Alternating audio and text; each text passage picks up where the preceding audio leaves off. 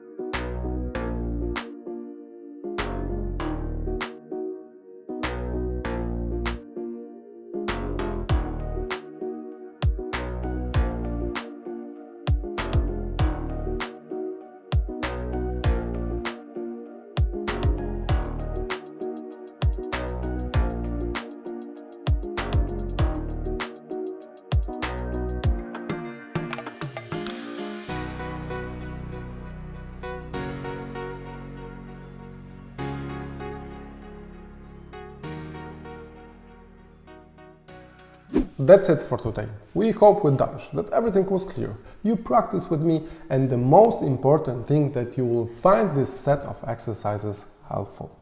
Like always, we invite you to our Facebook, our Instagram. We know it's more in Polish, but maybe you can check the pictures.